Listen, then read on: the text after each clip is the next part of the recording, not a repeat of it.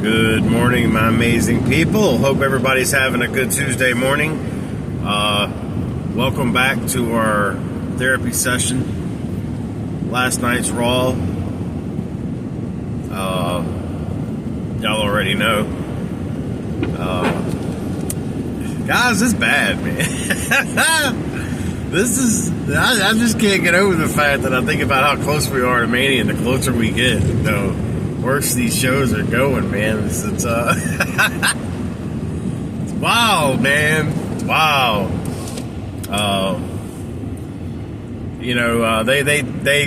It's wash, rinse, repeat with just about every single thing on the show. Of course, we started off with Cena coming out again, second Monday in a row, and this pretty much went almost the exact same way it went last week. Just about. I did like Cena's promo better this week. Not that I didn't like it last week, but I did like it a little bit better. I thought he seems to be on the cry, like it's us against him at Mania, right? Right? It's not him against Cody. It's him against us. And he finally talked about, winning the title and brought up the spinner belt. He did do that. And I would not be at all surprised if he wins at Mania, which I'm starting to think he's not going to win at Mania. The closer we get. But maybe if he wins, he'll bring back the spinner title. Because he said he's going to make us all hate wrestling. And not a lot of us like the spinner title. Okay? I know my kids did. They loved that, but I didn't. I almost feel like it's my people is who he's talking to. My generation is who he's talking to, because it sure sounds like he's talking to me when he's talking.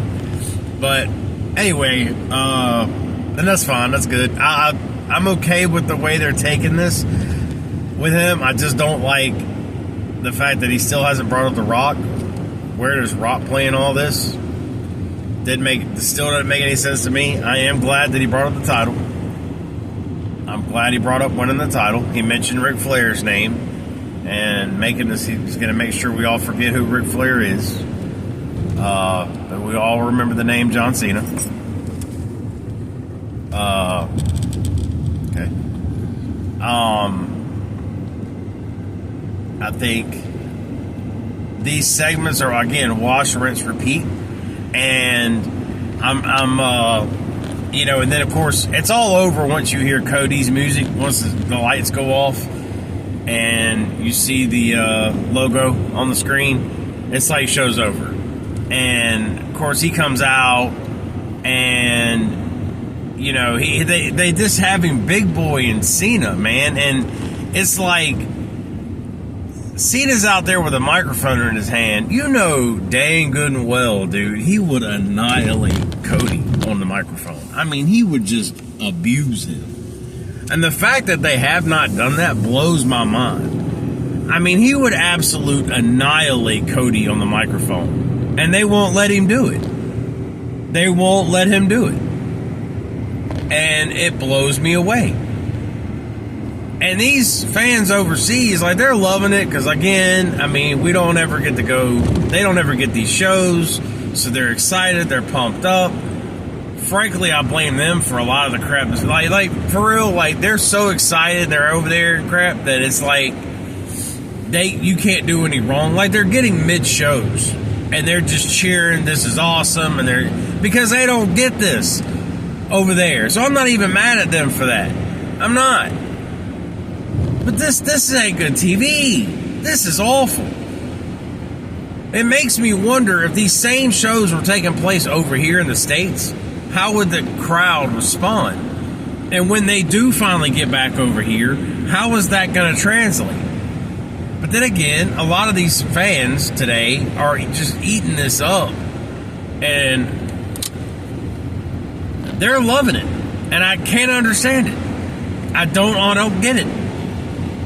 Anyway, all right, so back to the Cena Cody thing. Cody comes out And of course, he's big boy and Cena, man. Now he's, come on. You say you're going to take the belt from them, don't you have to take it me first? He's big talking Cena, as if Cena's some kind of chump.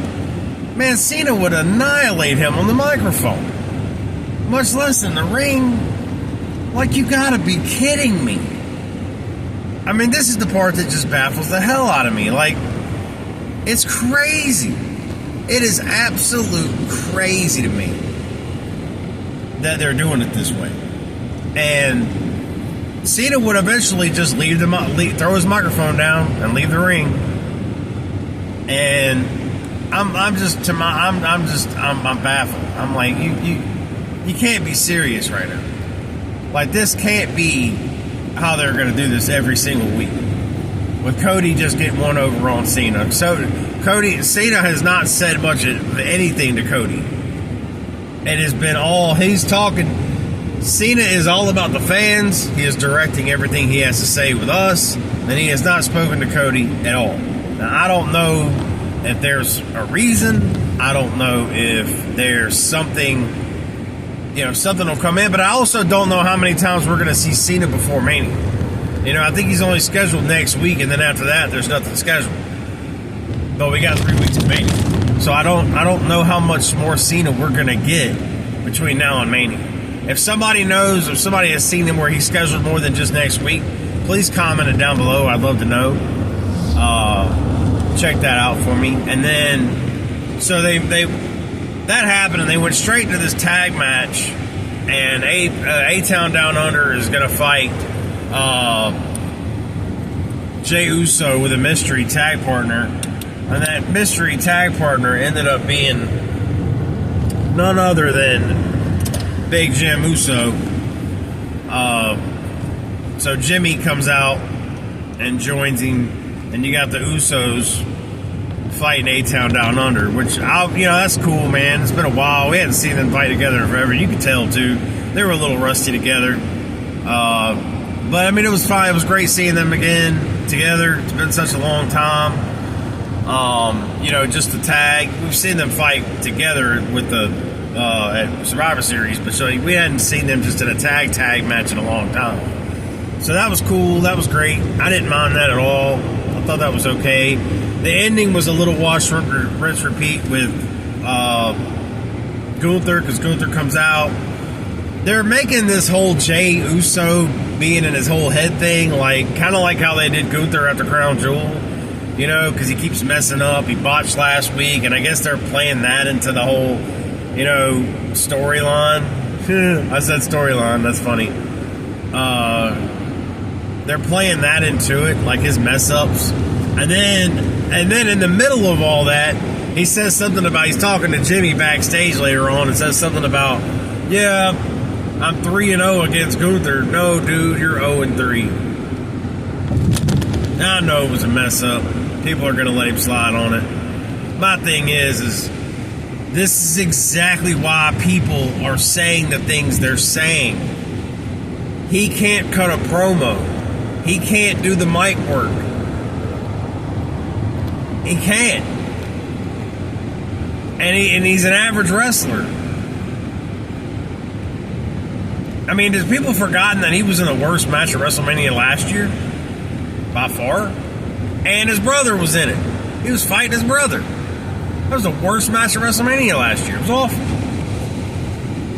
But people let things go. They're all yeet. Cool, whatever. Because they're okay with mediocrity. They're okay with just okay shows. And this ain't even an okay show. Then you had the women's IC title match with Lyra against Raquel Rodriguez. This was an okay match, I guess, for what it was. I don't even have much to say about it. I'm not even gonna. It happened. We're just gonna leave it there. They've completely not done their due diligence on these mid-card titles for these women, and for the men too. But at least for the men, you get. I mean, tonight was the main event tonight's main event was the men's Intercontinental. So both IC belts were defended tonight. So at least you had that going on. But then you had, right after that, they go into this stupidest storyline of everything right now. The Women's World Championship WrestleMania. Okay. So Adam Pearce comes out, and he's got something to say before he can get anything out. EO's music starts. EO comes out, and EO's pretty much saying, you know, I'll fight anybody because I'm the women's champion. I don't care, you know, who's in the ring with me. I'll fight anybody. I got to commend her because, dude, she's doing great. Because, I mean, just it seems like this time last year she couldn't speak any English at all. So for her to come out and actually be speaking English now, that's awesome. Again, y'all know I love EO. I'm very high on EO. Always have been, always will be. She's great. So anyway, she comes out, does her thing, and then of course Bianca comes out. And Bianca, I'm more for Bianca than anybody in this match right now. She comes out and she's like, no. I don't care what Rhea says, what Rhea does. She's not headbutting her way into this match, which I love that. That was good. She's not headbutting her way into this match, which is exactly what she's trying to do. And it all happens. And then of course, you know, she says what she's got to say, and Adam's agreeing with her. And then here comes Rhea. And I'm like, here you go. And Rhea's uncle is, I don't give a damn about WrestleMania. I don't care about this, that. I want my rematch. Okay, timeout. The rematch crap is over. They stopped doing that a long time ago. And because believe me, Roman still hasn't got his title rematch from last year's WrestleMania, and we're back at WrestleMania. So shut up. So why does she get a rematch? Like automatic. And my thing is, and she even said something about it, he's like, this is 3 weeks later, now you want a rematch. You want it on your terms. Right. And she's going to get it, because next week, she gets a title match against, and this is so, it's like she's a spoiled, rotten child who cried and threw a temper tantrum until she got her way. So next Monday, she gets a title shot against Io on Monday, and it comes up later, but I'll go ahead and say it now so we can skip that part. Because Bianca goes to Adam Pearce's office after this is all over and is like, who am I fighting at Mania? And I'm thinking to myself, we just covered this in the ring. Like, why are we doing this again? But he brings up the fact that, you know, they're going to fight next week for the title, and you're going to be the referee. This just got, when I think it can't get any more dumber, Triple H says, hold my beer, Scott. Hold my beer. So that's what they're doing. Bianca's going to be the special guest referee next week when Rhea Ripley gets her rematch against Io. And it's not even that she got screwed in the match with Io when she lost the title. She just took her eyes off the ball. Nobody cheated. There was no interference. Nobody physically got involved. It was her fault she lost the title. Period. Anyway, stupid. It's dumb. That storyline is the dumbest one of them all on Raw, or in all of WWE right now. That storyline is the dumbest by far. It's not even close, and it's all with Rhea being a titty baby. It's exactly what it is. She's being a child. She's being exactly what Charlotte Flair called her months ago.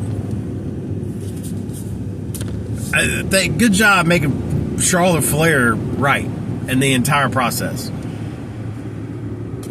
She came out of nowhere, called her a baby, called her a child, and here we are. Y'all just rode with it, man. You rode with it. Absolute hot garbage. Dragon Lee would fight Grande Americande from the Gulf of America. Gable. I don't know what they're doing with this. I walked away from the TV. I'm not gonna lie. I don't know what they're doing with this. I don't know if, because I mean, Gable was never winning before.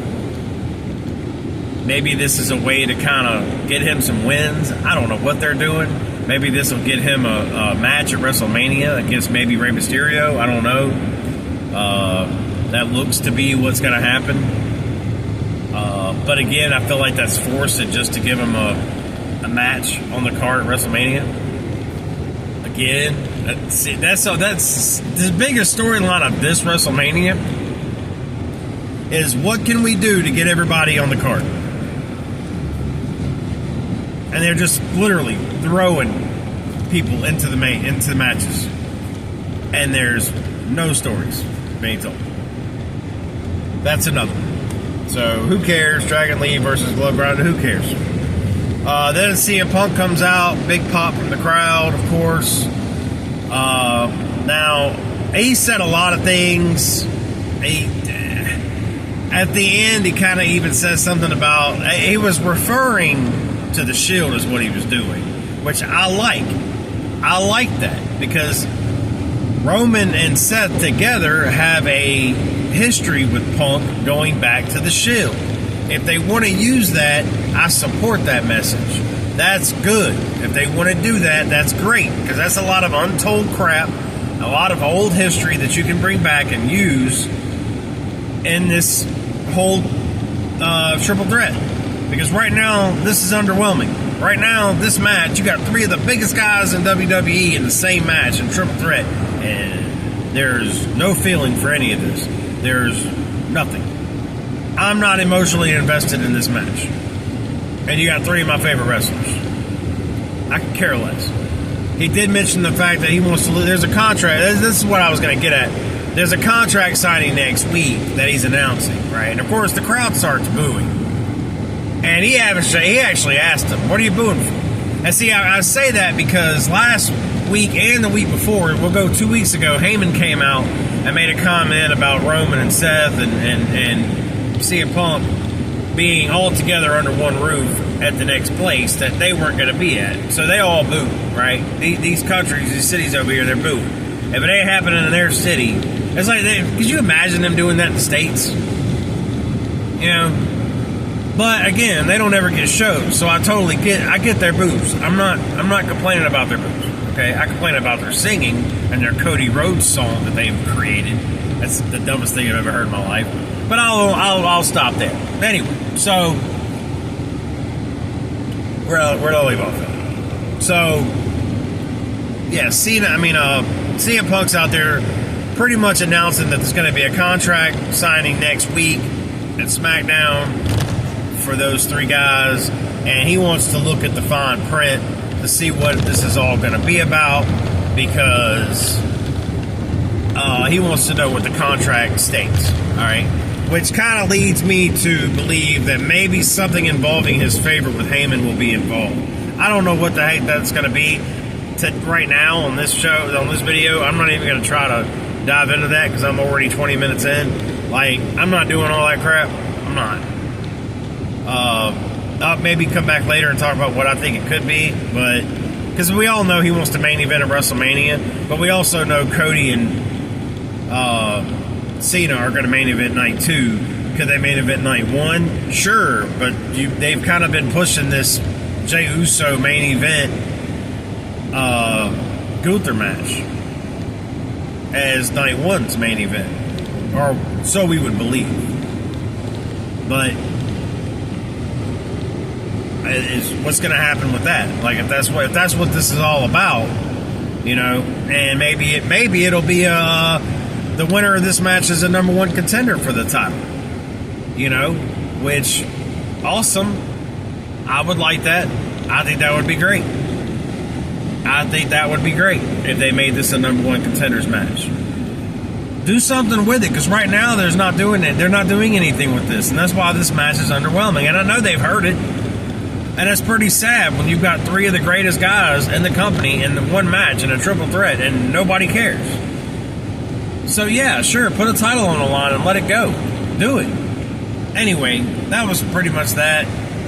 I just thought it was funny that he called out the crowd for booing, and he's like, well, yeah, I know, but they couldn't be here tonight. He was trying to draw heat on them, because I know they've probably had meetings now, because 2 weeks in a row, like I said, 2 weeks ago it was Heyman, and then last week it was Seth Rollins, and you know they're promoting the next SmackDown is what they're doing, and they're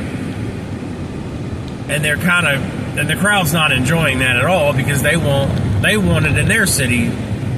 You know, they don't want them to go and do this somewhere else. And I get it. But it's, you know, whatever. So you're going to get booed. That's going to happen. But Punk kind of handled it differently. And I do feel like that needed to happen. But, I mean, you knew they were booing, man. You knew it. They told you. I guarantee you, Triple H said they're going to boo. Call them out on their boos. Say something about their booing. And then throw it off on, make Roman and Seth look bad over it. Like, they wouldn't be here tonight. They wouldn't come to your city. And that's exactly what he did. So that led us into the main event. This is super mid, in my opinion. You had Braun Breaker taking on Penta, IC belt. Shortly after the match started, you saw Dom and Carlito come out. They're doing this whole push thing on Penta joining the Judgment Day, which, whatever. I kind of never saw it coming anyway. Penta's too much of a good guy. He's too much of a face to join. And I don't know what they're doing with Braun Breaker. They had an interview with him earlier in the night, and, you know, he went from kind of being, you know, what I thought was a low-key heel to he's kind of playing a CM Punk role right now, where he's not heel, he's not a face. I guess CM Punk is a face, but he has heel tendencies, and that's kind of what they're doing with Breaker. I don't like it. I look, be one or the other. I don't like this mid-grade bullcrap that they do. It confuses people. That was something else. That the crowd booed Bianca during the women's mess that was happening. And, you know, why do they boo Bianca? Like, what? Like, that's crazy. I hate to back up on you like that, but I just thought about that because the crowd, I question the crowd, whether it's in the States, whether it's overseas. I don't care where it is, dude. Like, I question the crowd, like, all the time.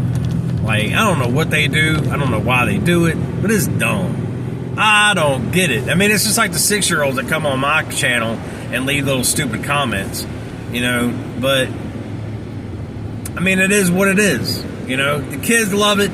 The kids are going to, you know, they're going to take the defense, you know, they're going to go to their rooms and get on, be keyboard warriors, and defend their, you know, WWE. All right, cool.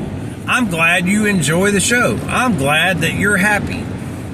Okay, but anybody who's got an IQ over 3 is calling it for what it is. And every week that goes by, I feel like that population is growing. People are starting to speak out. People that are typically defending WWE are slowly starting to back up and say, wait a minute. All right, something's not right. And you could definitely tell last year's WrestleMania going in, I couldn't turn the TV off, man. I was locked in. This year's WrestleMania, man, if I don't get home and get on my recliner before, you know, the show comes on, I'll get there when I get there. I mean, I do. But only because I want to come on here and talk to you guys about it, honestly. If it wasn't for that, I probably wouldn't do it. Truth be told. Love you guys. I will see you on the next one. Write down below what you guys think is going on and how do you save this crap in the next 3 weeks. Love you guys. We'll see you on the next one.